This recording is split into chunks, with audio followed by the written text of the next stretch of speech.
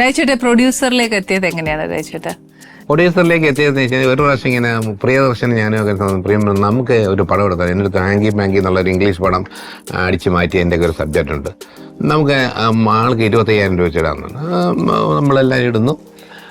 ആരും പൈസ ഒന്നും വാങ്ങുന്നില്ല. അങ്ങനെ നമ്മൾ 2.25 ലക്ഷം രൂപയ്ക്ക് തീർത്ത പടമാണ് hello my dear wrong number. 2.25 ലക്ഷം രൂപ 2.25 ലക്ഷം രൂപയ്ക്ക് അന്ന് തീർന്നു. എന്നിട്ട് ആ പടം ഗാന്ധി ബാലനാണ് ഡിസ്ട്രിബ്യൂഷൻ എടുത്ത് അദ്ദേഹം ജീവിച്ചിട്ടില്ല. ആ പടം എടുത്തു കഴിഞ്ഞിട്ട് ആ തിയേറ്ററിൽ നമുക്കത് ഒന്നും പൈസ കിട്ടിയില്ല. പക്ഷെ 3-4 കൊല്ലം കഴിഞ്ഞ് ഈ ചാനലുകാരൊക്കെ എടുത്തപ്പോഴത്തേക്കും നമുക്ക് ആൾക്കാർക്കെല്ലാം ഒരു 10,000-15,000 രൂപ വെച്ച് കിട്ടി. അങ്ങനെ 50,000 രൂപ വെച്ച് എല്ലാവർക്കും കിട്ടി. ലാഭമാണ്. അങ്ങനെ ശരിക്കും hello my dear wrong number hit അല്ലായിരുന്നോ? കമേഴ്സ്യലി ഒന്നുമില്ല അന്ന്. അങ്ങനെ ഇത്രയും തിയേറ്റർ ഇല്ല അന്നത്തെ തിയേറ്ററിലെ എന്താ പറയുക ബാൽക്കണിയിൽ ചാർജ് തന്നെ 2 രൂപയാണ്, 1.5 രൂപ അങ്ങനെയൊക്കെയാണ്. പിന്നെ ഞാൻ വെള്ളാനങ്ങളെ നാടെടുക്കുമ്പം 20 ദിവസമായുള്ള സംഭവം.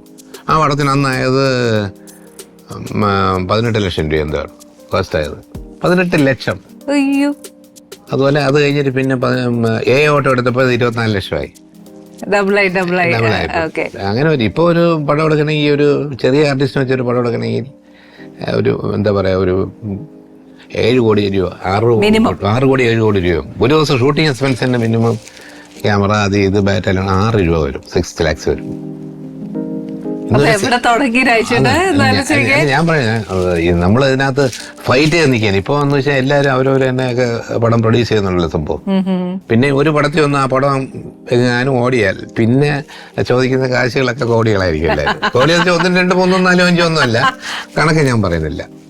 നമുക്ക് താങ്ങാൻ മേലാത്തതിന് അപ്പുറവാ പറ്റത്തില്ല. അപ്പൊ ശരിക്കും പറഞ്ഞ പ്രൊഡ്യൂസർ ആകുമ്പോഴത്തേക്ക് അത് പ്രയാസമല്ലേ ചേട്ടാ? ഒരു പടം അന്ന് ഈ 13 തിയേറ്ററുകൾ പ്രമുഖ തിയേറ്ററുകൾ റിലീസ് ചെയ്യുന്നു എന്ന് പറയുന്നിടത്ത് ഇന്നിപ്പോ 160 തിയേറ്റർ 120 തിയേറ്റർ ഉണ്ട്. BC എന്നുള്ള പരിപാടിയില്ല. അത് കഴിഞ്ഞൊരു സെക്ഷൻ തിയേറ്ററുണ്ട്. പിന്നെ മാളിൽ നിന്ന് കളക്ഷൻ വരും. പിന്നെ ഇവരെല്ലാം പൈസ കൂട്ടാൻ കഴിഞ്ഞാൽ OTT എന്നുള്ള സംഭവം. അതിന്റെ പൈസ കിട്ടുമ്പോൾ ചാനലുകൾ എടുക്കാൻ തുടങ്ങി. ഇപ്പൊ OTTയും പടം എടുക്കുന്നില്ല, ചാനലും പടം എടുക്കുന്നില്ല. അപ്പൊ ഇപ്പോ സിനിമ ഒരു ഇല്ലാത്ത ക്രൈസിസിൽ നീങ്ങിക്കൊണ്ടിരിക്കുകയാണ് സംഭവം. ഓ ശരി. അപ്പൊ പിന്നെ ഇതിനെല്ലാം ഒരു കോംപ്രമൈസ് വേണമല്ലേ ചേട്ടാ? അല്ലെങ്കിൽ എന്തെങ്കിലും അവർ ആലോചിച്ച് ചെയ്തില്ലെങ്കിൽ സിനിമ ബുദ്ധിമുട്ടായി വരും. ഇപ്പൊ OTT ഒക്കെ ആരും ഒരു പടം എടുക്കുന്നില്ല ചേട്ടാ. അപ്പൊ ഇതേപോലെ അന്ന് ആ കൂട്ടുകെട്ടിലാണ് ചേട്ടൻ ആദ്യമായിട്ട് പ്രൊഡ്യൂസ് ചെയ്യാനായിട്ട് ഇറങ്ങിയത്. അപ്പൊ ഇപ്പോ ഒരു കുട്ടിക്ക് അല്ലെങ്കിൽ ഒരാൾക്ക് പ്രൊഡ്യൂസ് ചെയ്യണമെങ്കിൽ ഒരു ന്യൂ കമർ ആണെന്ന് വിചാരിച്ചോളൂ, ഒരു പ്രൊഡ്യൂസറോ അല്ലെങ്കിൽ ഒരു സ്ക്രിപ്റ്റിനോ അല്ലെങ്കിൽ ഒരു ഡയറക്ഷനിലോ ആദ്യമായിട്ട് രാജേട്ടനെ സമീപിക്കാന്ന് വിചാരിച്ചോളൂ. അപ്പൊ എന്തായിരിക്കും എന്താണ് അവർ ചെയ്യേണ്ടത്? രാജേട്ടൻ്റെ അടുത്ത് വന്നാലോ അല്ലെങ്കിൽ വേറെ എവിടെയെങ്കിലും പോവുകയാണെങ്കിൽ? ഞാൻ ആദ്യം പറയുന്നത് 100% റിസ്ക് ആണ്. 100% റിസ്ക് ആണ് സിനിമ എടുക്കാമെങ്കിൽ മാത്രം.